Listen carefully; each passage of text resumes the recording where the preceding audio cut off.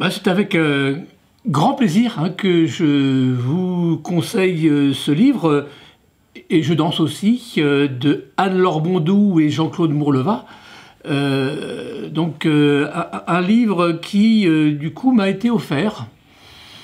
Et c'est vrai qu'on rentre dans la lecture parfois par choix, par recherche de livres. Et là, c'est presque une lecture d'un cadeau qui n'était pas du tout empoisonné.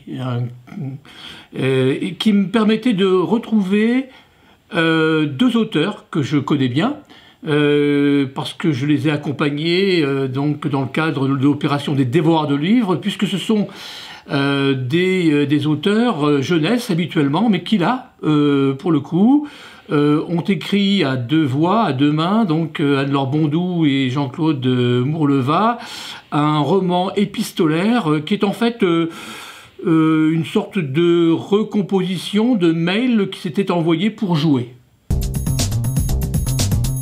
C'est en fait un livre qui nous plonge dans l'univers de l'écriture, puisqu'il s'agit d'un romancier qui est prix Goncourt et qui reçoit assez régulièrement des courriers de ses lecteurs et qui a pour principe de ne pas y répondre parce qu'il est submergé et que sans doute il a autre chose à faire.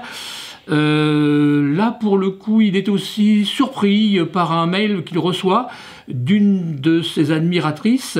Et ce qui est encore plus surprenant, c'est que le mail est suivi par l'envoi d'une grosse enveloppe qui arrive chez lui et donc qui va piquer sa curiosité. Il pense qu'il s'agit d'un manuscrit, comme tant d'autres, mais en fait, peu à peu, il s'aperçoit que ce manuscrit, qui n'en est pas un, contient des informations vitales pour lui, qui expliquent un peu le sens de sa vie, puisqu'il a atteint la soixantaine, qu'il est un peu en panne d'écriture, que sa femme vient de le quitter dans des conditions très particulières, et que sans doute cet échange épistolaire va continuer à lui donner des raisons de vivre, et de rencontrer donc des personnages absolument extraordinaires. Donc je le conseille chaudement, et c'est un livre qui est en plus très très facile d'accès.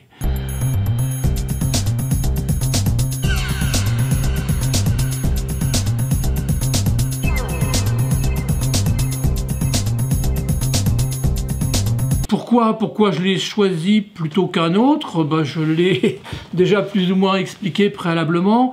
D'abord par sa simplicité, je dirais d'une certaine manière, par la façon d'aborder un rapport entre un homme et une femme à distance, puisque ce sont des gens qui ne vont pas se voir et qui ne se verront pas physiquement, je dirais, du début à la fin du roman, mais qui vont d'un côté comme de l'autre faire jouer leur imagination et construire les personnages par le regard qu'ils portent sur les messages qu'ils reçoivent ou qu'ils envoient.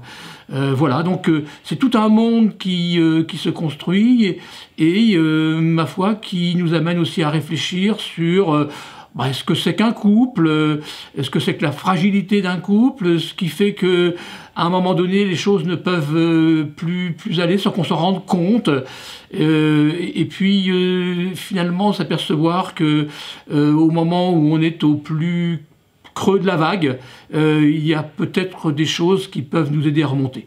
Voilà la raison pour laquelle j'ai choisi ce roman et que je le conseille encore une fois chaleureusement.